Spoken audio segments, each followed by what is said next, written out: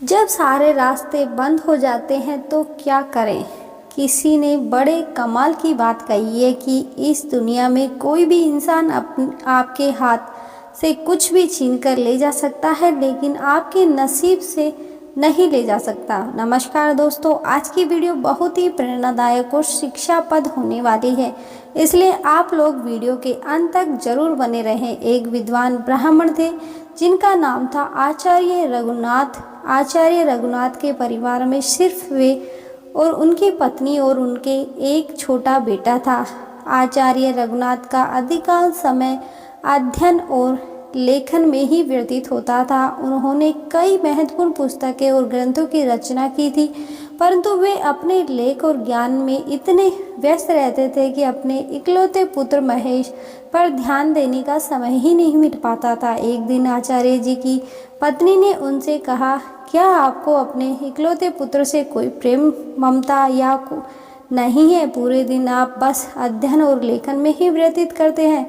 आचार्य ने उत्तर दिया, मेरे पास इन भावनाओं के लिए समय कहाँ है। आचार्य जी विद्वानों के बीच बहुत प्रतिष्ठित थे और राजा के दरबार में भी उनका बहुत सम्मान था। राजा ने कई बार उन्हें अपने दरबार में सलाहकार बनने के लिए अनुरोध किया था, लेकिन आचार्य जी हमेशा यह कहकर इनकार कर देते कि महाराज, आपकी सेवा में आने पर मुझे आपकी चापलूसी करनी पड़ेगी, जो मैं नहीं कर सकता।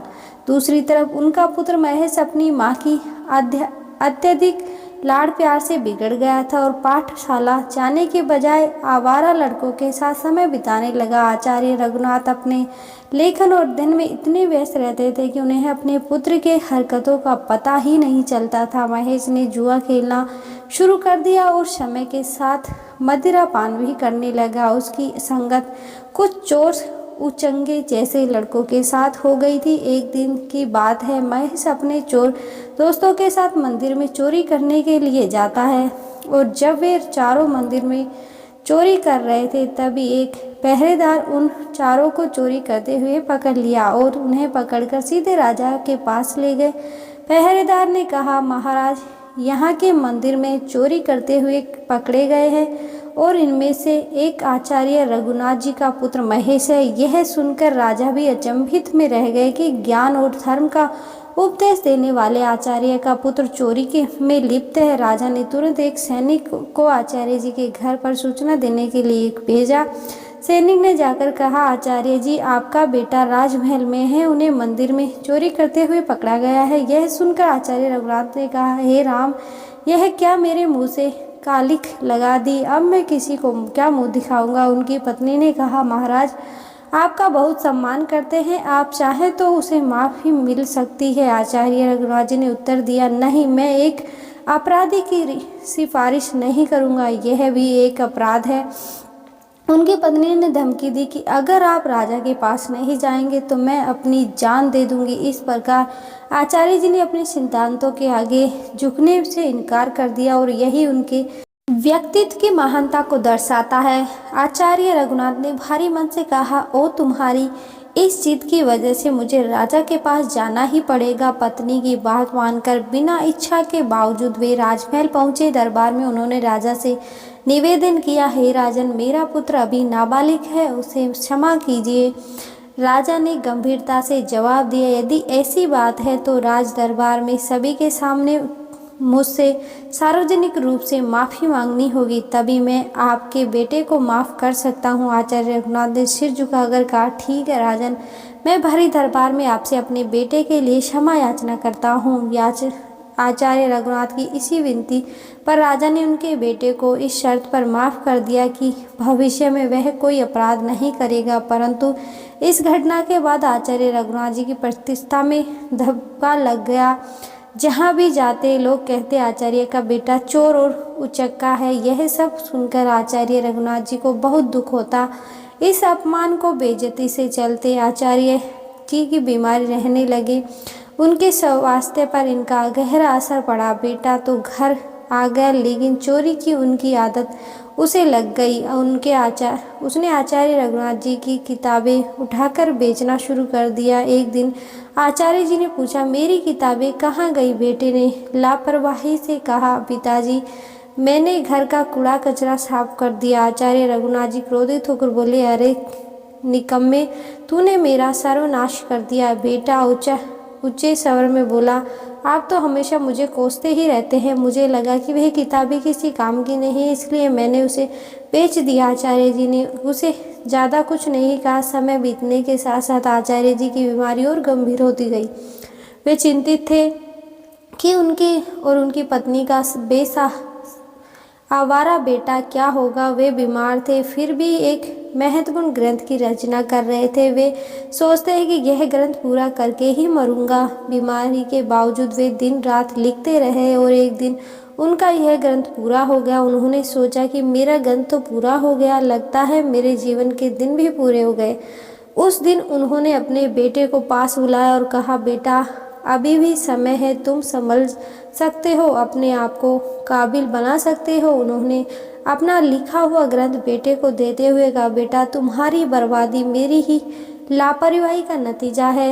यह अमूल्य ग्रंथ संभाल कर रखो, तुम्हें देने के लिए मेरे पास कुछ और नहीं है। महेश ने वह ग्रंथ को पोथी अपने पास रखी, परंतु मन ही मन वह सोच रहा था कि इस पोथी का मैं क्या करूँगा, मुझे पढ़ना लिखना तो आता नहीं है।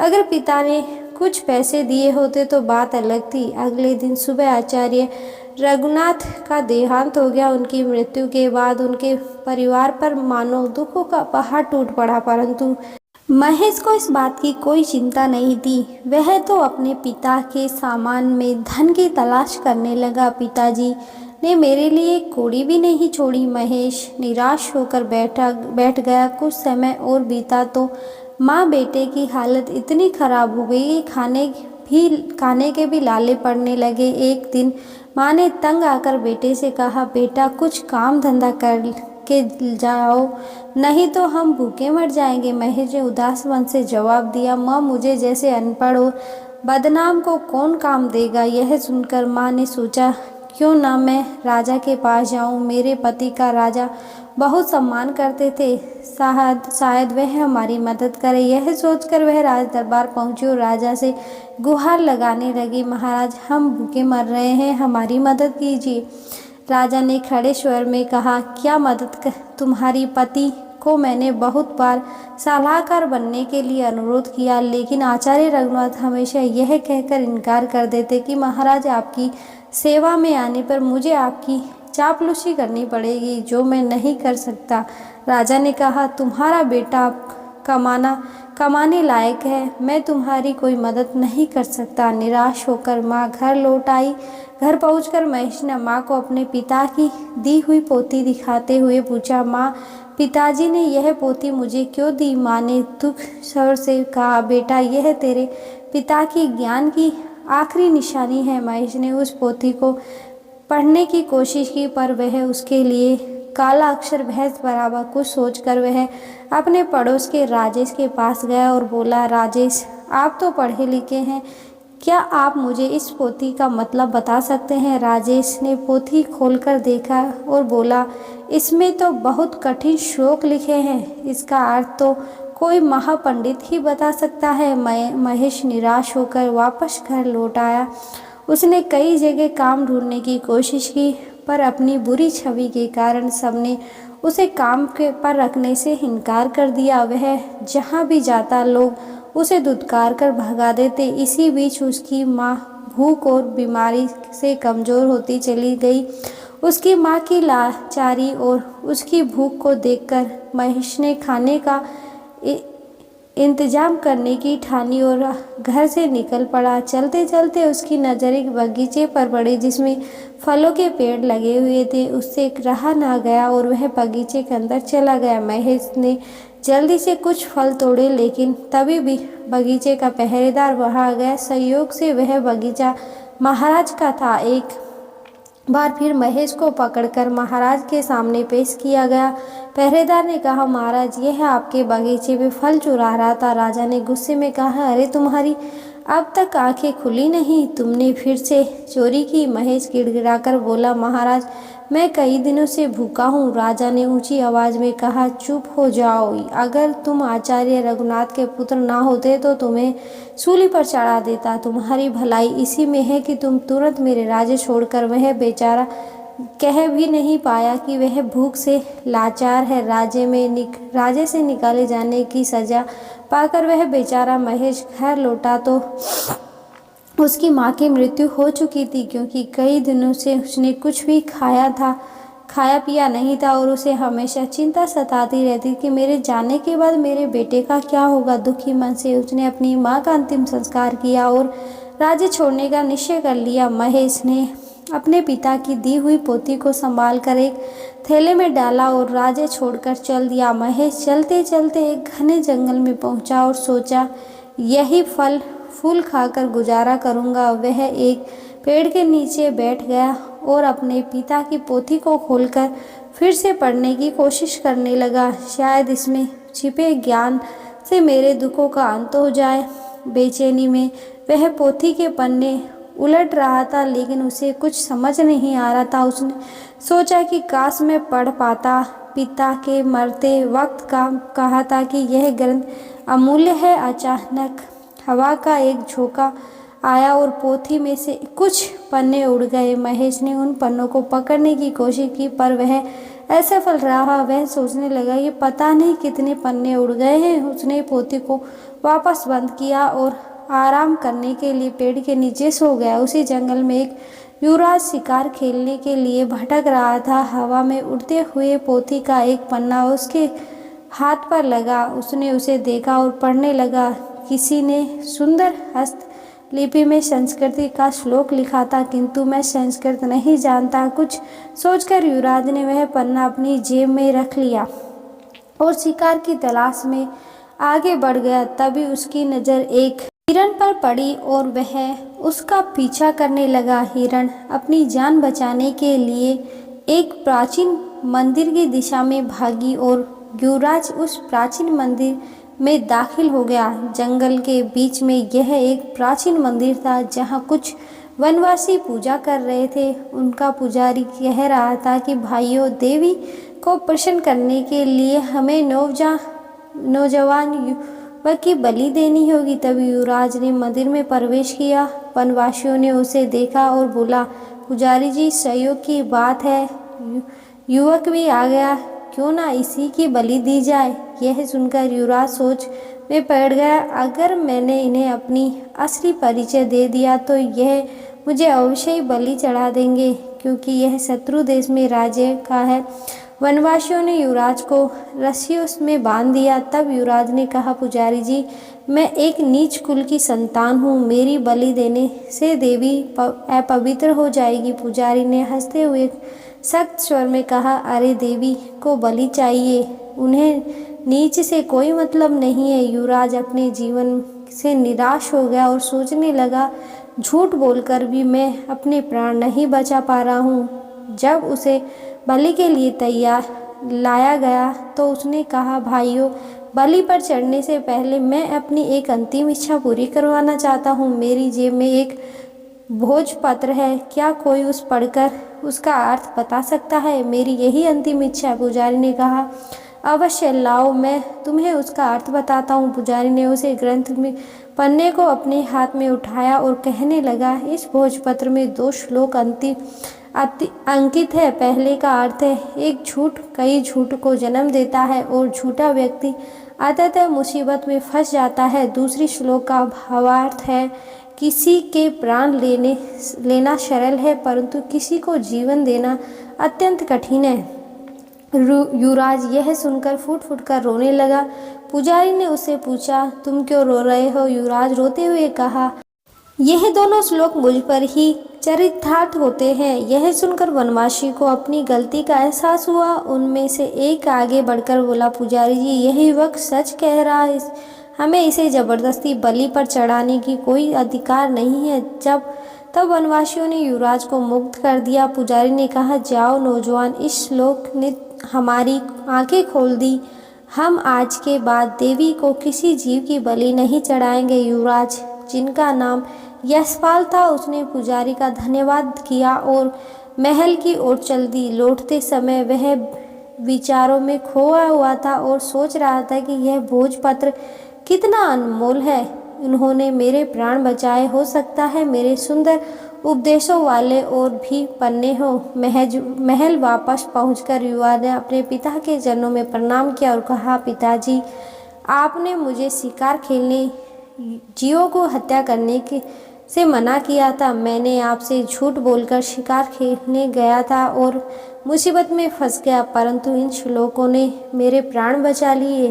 फिर युवराज ने राजा प्रताप को अपनी बात बीती सुना दी। उसने कहा, मेरे श्लोक ऐसे श्लोक जो दूसरों को अहिंसा से शिक्षा देते हैं, उन्होंने मेरे प्राण बचाए। मेरे लिए हजारों मोहरों के बराबर है। पिताजी, इस भोजपत्र के पन्नों की संख्या 3 लिखी है। यह किसी अनमोल पोथी के हिस्से हैं। राजा प्रताप ने यह सुनकर अपने कुछ सैनिकों को बुलाया और उन्हें भोजपत्र दिखाते हुए आदेश दिया कि जो भी ऐसे श्लोकों से सजे भोजपत्र खोज कर लाएगा, उसे उच्च पद पर पुरस्कार दे दिया जाएगा। दूसरा और आचार्य रघुनाथ का बेटा महेश महीनों जंगल में भटकता रहा। भटकते भटकते वह राजा प्रताप के राज्य में आ पहुंचा।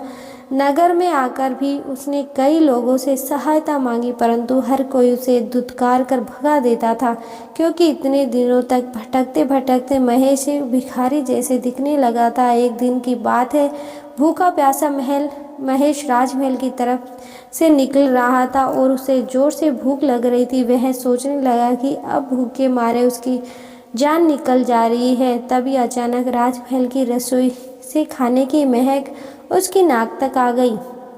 अनायास ही वह उसे महेश सुगंध की ओर खींचता चला गया और सीधा रसोई घर में जा पहुंचा। वहां जाकर उसने रसोइयों से कहा, भाई, मुझे 2 रोटी दे दो, बहुत भूखा हूँ। रसोइयों ने उसे दुत्कारते हुए कहा, जा भाग यहाँ से। लेकिन महेश की भूख इतनी बढ़ चुकी थी कि उससे सहन नहीं हो रही थी। उसने मौके का फायदा उठाकर रसोइये से नजरें बचाई और 2-3 रोटियां उठाकर अपनी थैली में डाल ली।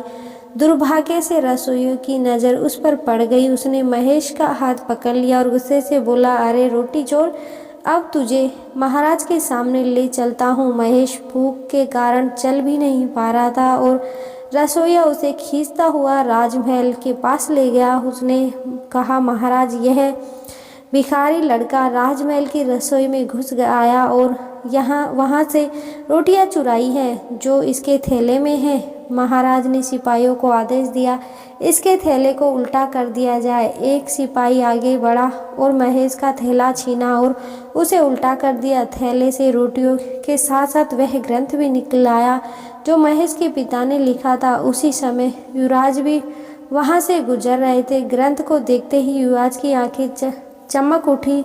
उसने तुरंत ग्रंथ को उठा लिया और खुशी से चिल्लाते हुए, अरे यह तो वही अनमोल पोथी है जिसकी हमें महीनों से तलाश थी। फिर युवराज ने महेश की ओर देखा और आदरपूर्वक अपने सिपाही से कहा, इस धनवान लड़के को सम्मान से बिठाया जाए। फिर उस लड़के को एक सिंहासन पर बिठाया गया। युवराज ने पूछा, भाई, तुम्हारा नाम क्या है? लड़के ने कहा, मेरा नाम महेश है। युवराज ने कहा, इतनी अनमोल संपत्ति होने के बावजूद भी तुम भीख मांग रहे हो। मैं इस पोथी के लिए तुम्हें 5000 स्वर्ण मुद्राएं देने को तैयार हूँ। महेश यह सुनकर एकदम अचंभित रह गया और बोला, क्या कहा? 5000 स्वर्ण मुद्राएं कम नहीं है? महाराज, मैं सोच रहा था कि लाखों की संपत्ति रखते हुए भी मैं भूखा मर रहा था। फिर उसने कहा, मित्र, इस पोथी के वचनों से सदा मुझे पतन के गड्ढे में गिरने से बचाया। अरे मेरे प्राणों की रक्षा की, लेकिन मेरी आंखें बार बार ठोकर खाकर भी नहीं खुली। युवराज ने पोथी खोली और महेश को पहली और दूसरे पन्ने के श्लोक सुनाने लगे। उसमें लिखा था कि अविद्या सारे कष्टों की जननी है और संकटों में ही अपने और पराये की पहचान होती है। महेश ने कहा, सचमुच अविद्या ने ही मुझे दर दर की भिखारी बना दिया। अगर मैंने बचपन में ही विद्या ग्रहण कर ली होती तो आज मैं भी अपने पिता की तरह एक विद्वान होता। युवराज ने कहा, भाई महेश, अपनी पोथी का यह मूल्य स्वीकार करो और यह कहते हुए उसने स्वर्ण मुद्राओं की थैली महेश को थमा दी। महेश ने थैली को हाथ में लेते हुए कहा, अब मैं धन का बोझ कहाँ उठाता फिरूं? इस धन को मैं गरीब बच्चों की अविदा दूर करने के लिए लगाऊंगा। युवराज ने कहा, मित्र, अब तुम एक भिखारी नहीं रहे, तुम तो अब महान धनवान हो गए हो। महेश सोच रहा था, काश यह सच समझ मुझे बचपन में ही आ गई होती तो शायद मेरे माता पिता आज यहाँ होते। इसके बाद महेश ने वह धन ग्रहण किया और उसने उस धन से गरीब बच्चों के लिए एक पाठशाला बनवाई और खुद भी विद्या ग्रहण करने लगा। धन्यवाद। राधे राधे।